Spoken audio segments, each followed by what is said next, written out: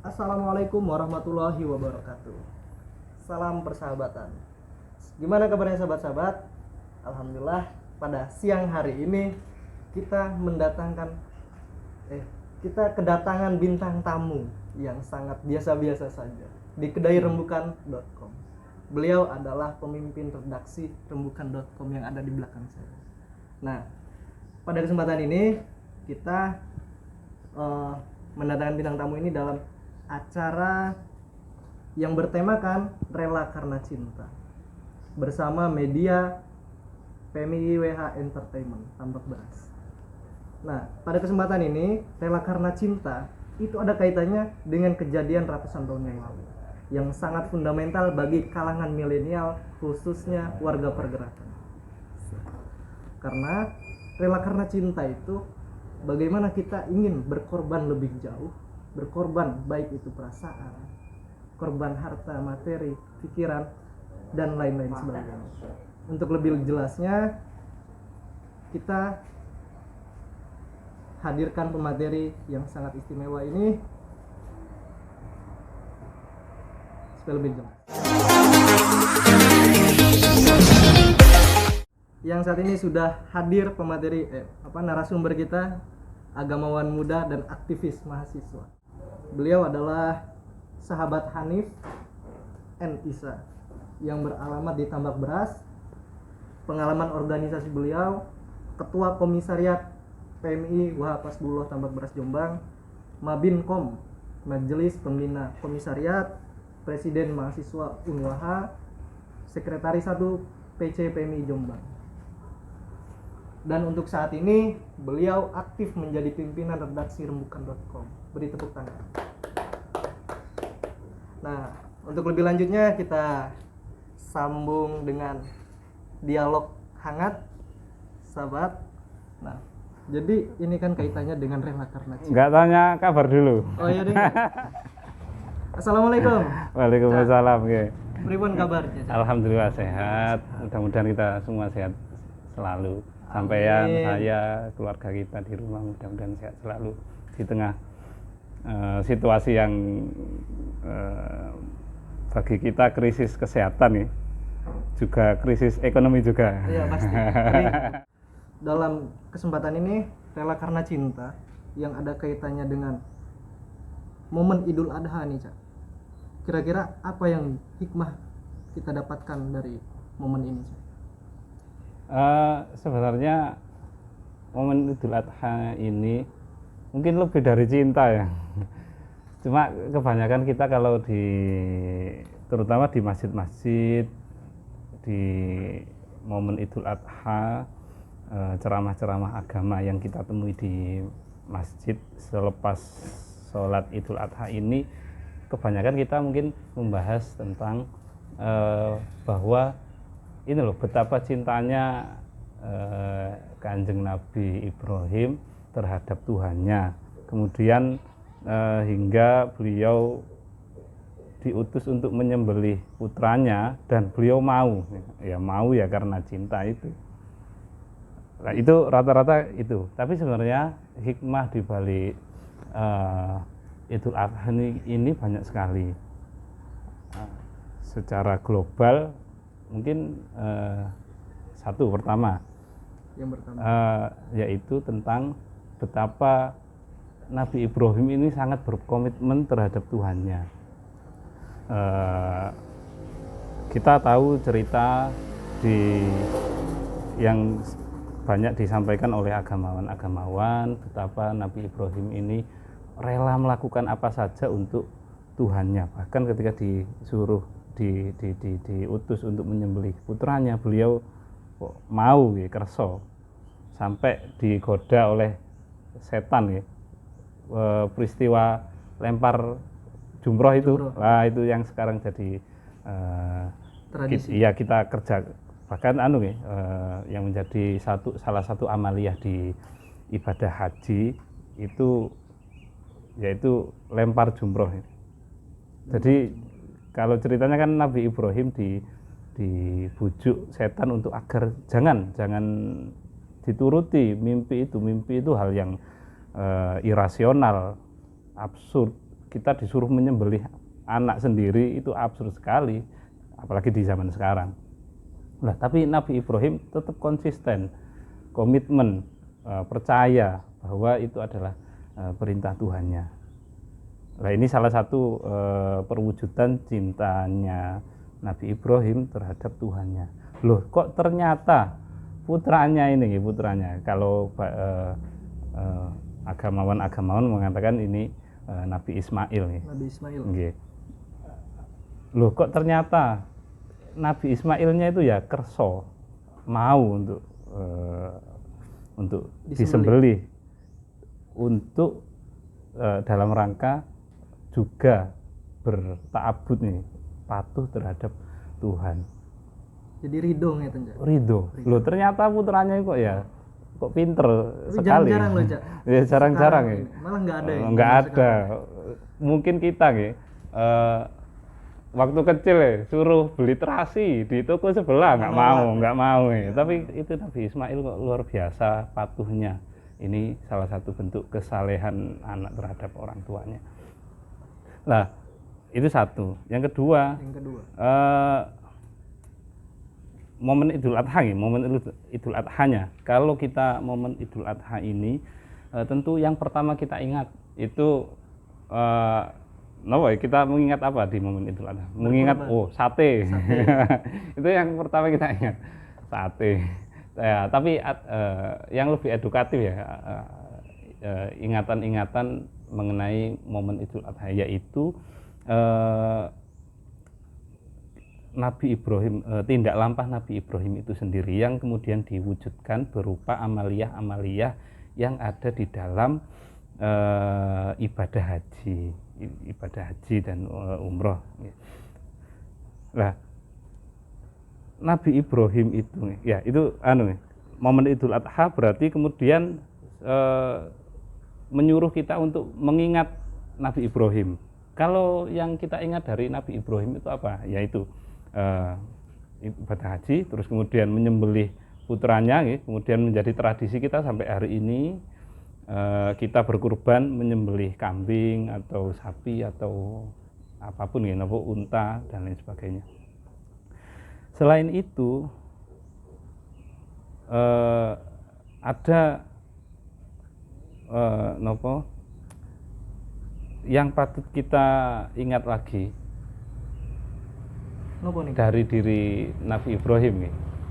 Nabi Ibrahim itu kok ternyata tadi yang kita singgung, ternyata putra-putrinya itu solihah sampai beliau dijuluki bapak para nabi. Nabi itu adalah pasti orang soleh, orang saleh. Loh, kok punya putra-putri yang solihah kayak itu sampai menurunkan Kanjeng Nabi Muhammad. Loh, itu kenapa? Lah ini tentu panjang ceritanya. Tentu ada sesuatu, ada sesuatu yang patut untuk kita gali, kita kupas di momen Idul Adha ini yang sangat terkait dengan beliau Kanjeng Nabi Ibrahim. Napa mawon nih Goja? Sejarah. Kalau kita mengingat gini, amit napa kita membandingkan misalkan Nabi Nuh itu juga Nabi dan Rasul ya. Nabi Nuh adalah Rasul yang sangat taat, sabarnya luar biasa, sama dengan Nabi Ibrahim. Kalau kita ada beberapa Nabi itu banyak Nabi Rasul itu banyak. Kalau Nabi di suatu riwayat di kitab-kitab klasik, di Ad-Dasuki dan lain sebagainya itu berjumlah 300 Rasul 313, ada yang mastani 314, ada yang mastani 315. Dari kesemuanya itu yang wajib kita ketahui ada 25 Kemudian dari 25 itu ada yang paling sabar, paling luar biasa mentalnya, ujiannya paling berat, paling baik lah di antara yang lain. Siapa itu? Yaitu yang biasa kita sebut ulul azmi, ya. Ada Nabi Ibrahim, ada Nabi Muhammad, ada Nabi Musa, Isa, Nuh, Ada 5 ya, ada 5. Lah Nabi Nuh itu loh juga termasuk nabi atau rasul ulul azmi. Artinya Nabi Nuh ini sangat luar biasa cobaannya, luar biasa sabarnya, luar biasa taatnya terhadap Tuhannya. Nah, tapi kemudian di kesempatan ini saya mau bandingkan gini. Nabi Nuh itu punya putra yang namanya Kan'an, yang nggak taat itu, yang berengkel terhadap ayahnya dan terhadap Tuhannya.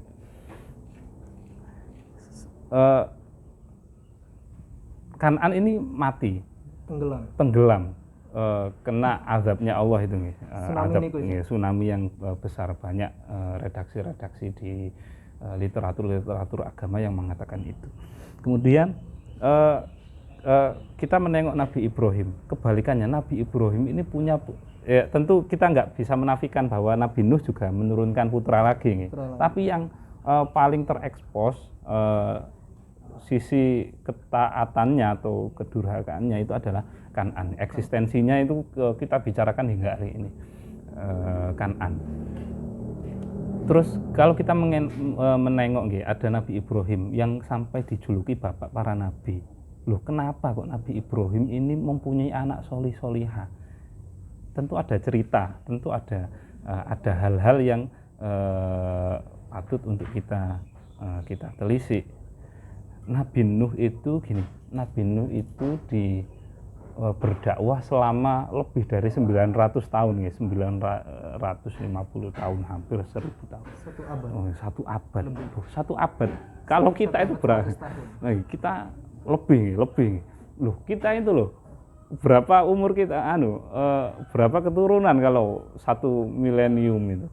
Berapa keturunan? Loh, itu artinya sangat lama sekali. Nabi Nuh berdakwah itu lama sekali. Lama, tapi yang pengikutnya itu cuma sedikit sekali. Segelintir ya. Nggak bisa dipakai untuk jadi supporter sepak bola ya, di stadion, saking sedikitnya. Dakwah sekian lama itu, siapa yang nggak mangkel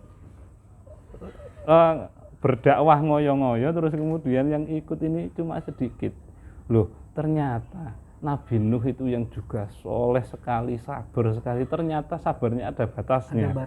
Kemudian Nabi Nuh ini berdoa di Quran itu yang terkenal itu surat Nuh, ayat berapa ya? Wa qur rabbi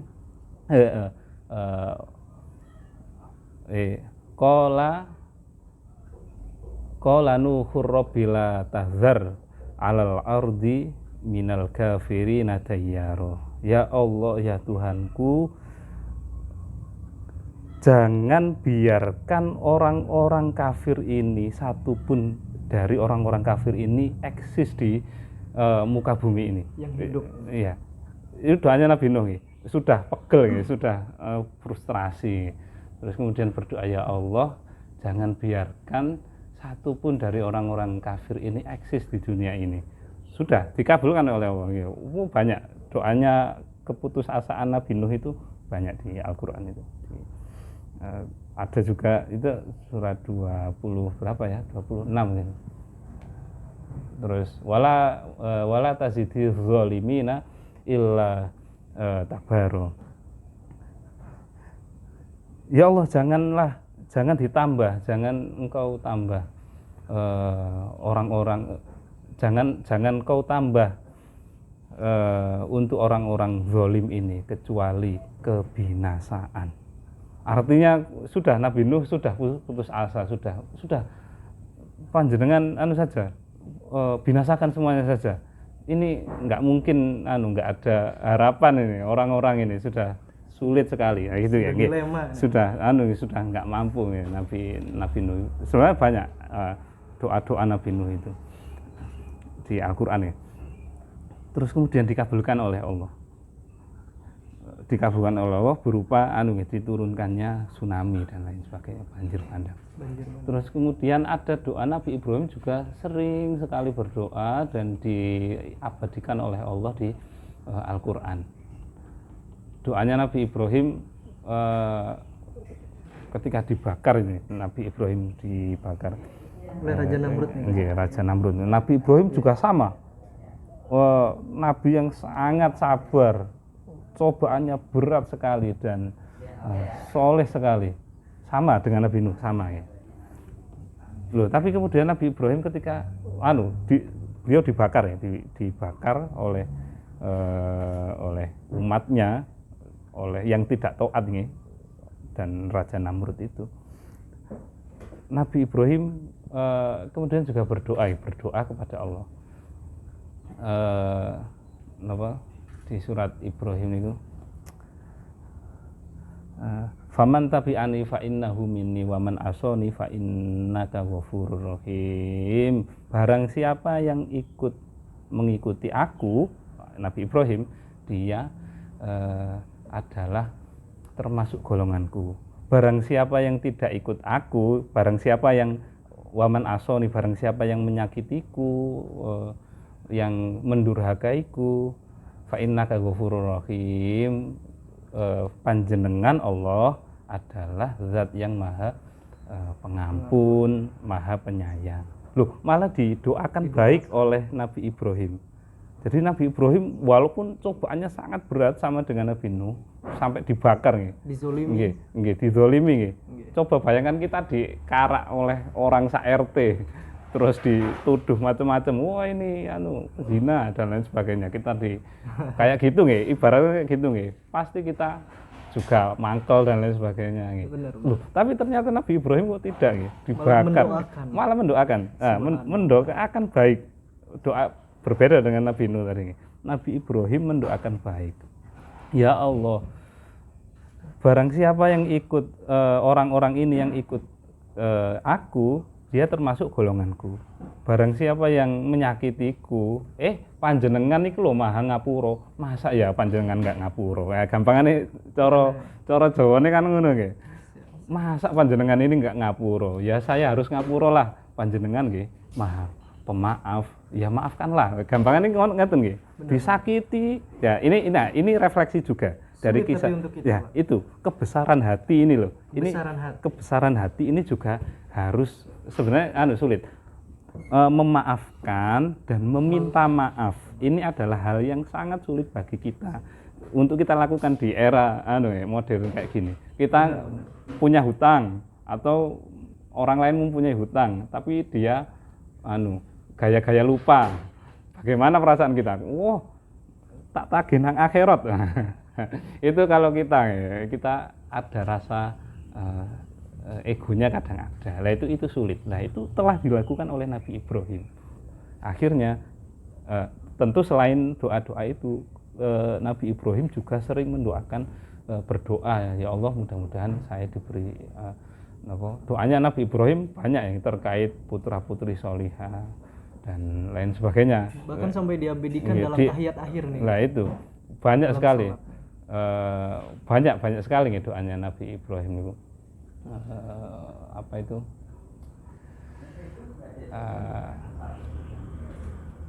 Apa sih saking akeh kok lali. Nah, itu tentang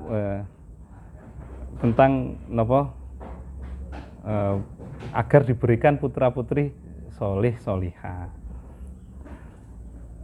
Lah, terus kemudian akhirnya jadilah Nabi Ibrahim mempunyai putra-putri yang solih solihah hingga Rasulullah Muhammad Shallallahu Alaihi Wasallam itu. Nah itu perbedaannya itu. Jadi kalau bagi saya gini, terserah nih orang-orang ini. Kalau saya gini, saya kan pendidik nih. Saya adalah guru, saya adalah pendidik lah di madrasah maupun di pesantren. Saya gini, saya tidak boleh, ini saya janji ke diri saya tidak boleh mengatakan buruk atau menghardik murid-murid saya, santri-santri saya misalnya yang ada di pesantren maupun di madrasah. Kalaupun ada santri atau siswa yang sulit diatur, saya nggak boleh berdoa seakan-akan doanya Nabi Nuh tadi. Nah itu saya tidak boleh kayak gitu. Saya khawatir dampaknya ada di anak turun saya. Nah, itu ada korelasi dan itu pernah disinggung di kitab taklim yang terkenal, taklim ta'alim itu ada di situ, menyampaikan agama dengan kasih sayang dan lain sebagainya. Nah itu anu sih, kalau pesan moral bagi saya. Jadi ada relevansi dengan kehidupan sehari-hari. Ada relevansi. Artinya gini, umat Nabi Ibrahim, umat Nabi Nuh itu diibaratkan murid-murid. Murid-murid. Nabi Ibrahim, Nabi Nuh adalah guru. Ketika seorang guru ini menghardik putranya, anaknya, muridnya, tentu bisa berdampak pada anak biologisnya. Ini pesan untuk saya dan mungkin juga berlaku untuk guru-guru yang lain. Jadi saya atau guru-guru yang lain jangan sampai mengatakan atau mendoakan buruk terhadap muridnya agar tidak berdampak kepada anak turunnya. Mungkin anak turunnya nggak soleh dan lain sebagainya. Itu yang tips saya yang kita dapatkan dari Nabi Ibrahim. Itu Nabi Ibrahim di momen Idul Adha, karena momen Idul Adha terkait erat dengan Nabi Ibrahim. Ada hal-hal yang bisa kita kupas dari Nabi Ibrahim. Salah satunya adalah itu. Jadi kita semua ya, sampean ya semuanya kalau jadi pendidik ya jangan sampai berkata buruk terhadap murid dan siswanya lah, santri-santrinya. Dengan gaya kepemimpinan Nabi Ibrahim yang sangat sabar. Nabi Ibrahim ini ya itu salah satu yang paling yang harus kita ingat dari sosok Nabi Ibrahim. Kalau berdasarkan teks-teks agama itu, sabarnya ternyata kita belum menemukan batasnya. Batas kesabaran Nabi Ibrahim itu ternyata kita belum menemukan. Sampai dibakar itu Nabi Ibrahim masih sabar mendoakan baik nih. Ini tentu selain Nabi Ibrahim juga kita yang terkenal di cerita-cerita kitab dan lain sebagainya nih. Nabi Muhammad dilempar batu, tai dan lain sebagainya, ini kotoran nih. Kok ternyata nih masih mendoakan baik terhadap umatnya. Lah, ini gaya kepemimpinannya Nabi Ibrahim. Beliau anti marah, kayaknya gitu, anti marah. Kita semua ya, sampean di organisasi, jangan sampai misalnya jadi ketua ya. Amin. Ketua rayon, ketua komis atau ketua apapun, jangan sampai marah yang berlebihan terhadap kadernya. Diajak baik kok nggak mau, terus mangkel. Iya, jangan sampai gitu. Sudah santai saja, enjoy saja. Tetap konsisten menjalankan tugas-tugas organisasi. Itu kalau saya melihat Nabi Ibrahim, kalau saya mengambil dari kisah-kisah Nabi Ibrahim di itunya, bahwa beliau ini anti marah kayaknya. Nggak ada literatur agama yang mengatakan beliau marah, itu nggak pernah. Nggak ada.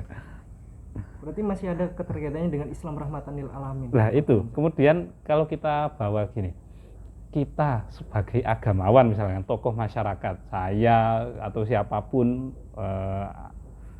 kawan-kawan santri atau kawan-kawan mahasiswa ketika pulang di rumah, menjadi tokoh masyarakat, jangan sampai menyampaikan pesan-pesan agama, menyampaikan apa yang jadi perjuangannya dengan bercampur kemarahan. Tidak benar ketika hari ini kita menyampaikan agama tapi dengan marah.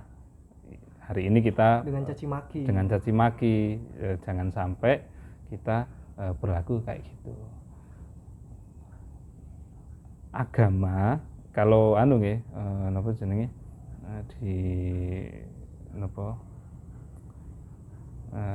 di Al-Qur'an itu la ikraha fiddin qad tabayyana rusydu minal ghayy faman yakfur bit-taghuti wa yu'min billahi faqad istamsaka bil urwatil wuthqa la infisama laha. Jadi la ikraha fiddin, enggak ada paksaan, artinya enggak ada kekerasan dalam agama. Jadi Nabi Ibrahim nggak pakai kekerasan, nopo menyampaikan agama nggak pakai marah, menyampaikan pesan-pesan tauhid itu nggak pakai marah, nih. Malah mendoakan baik nih.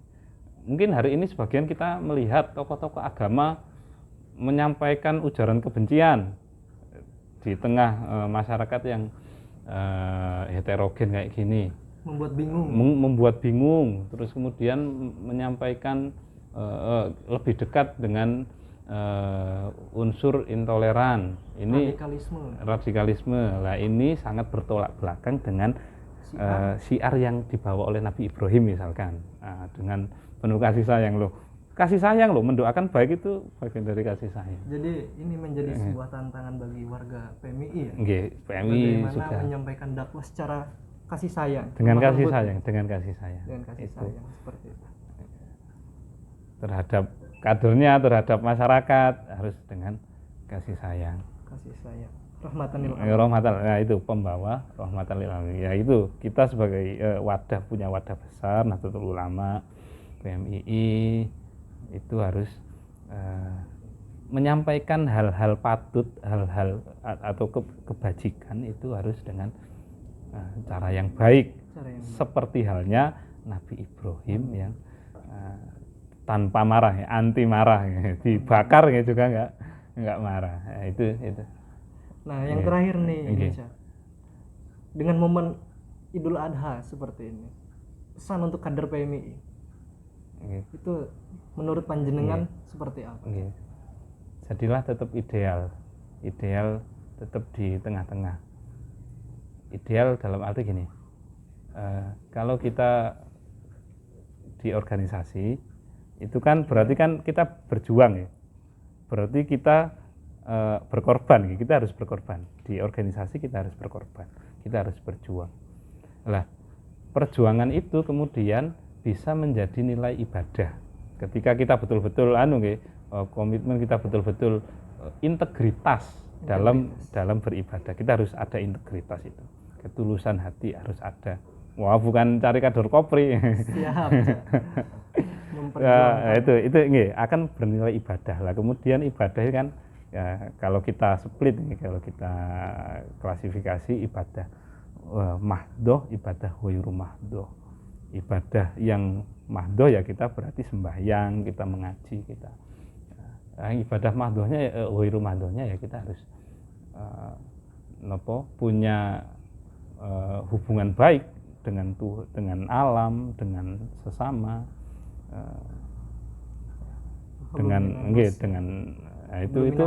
itu ada pesan-pesan yang ada di NDP itu bisa harus selalu diugemi dan dijaga.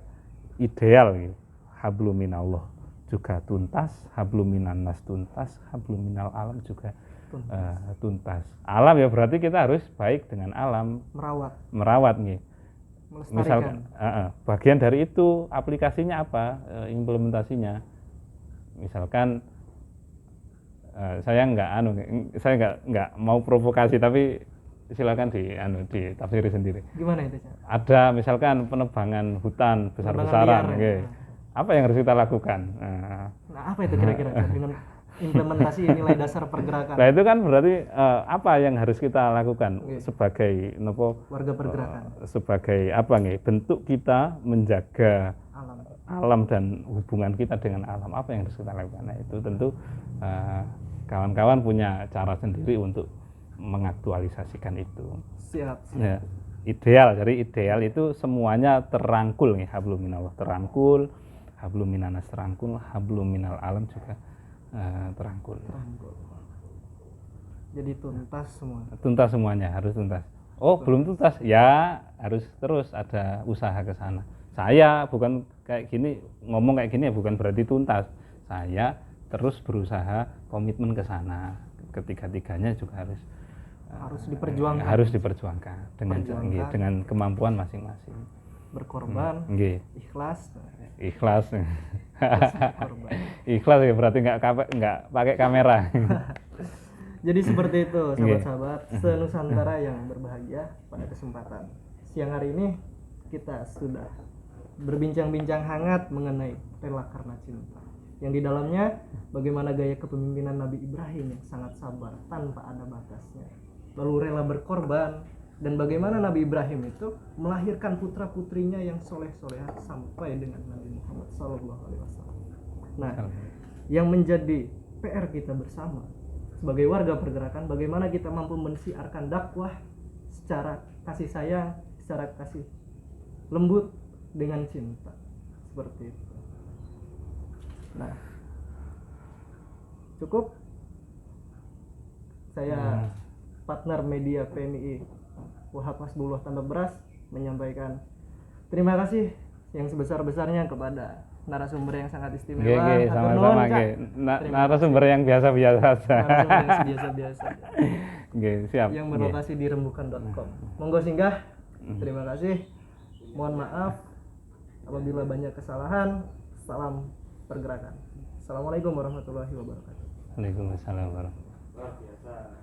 Luar biasa.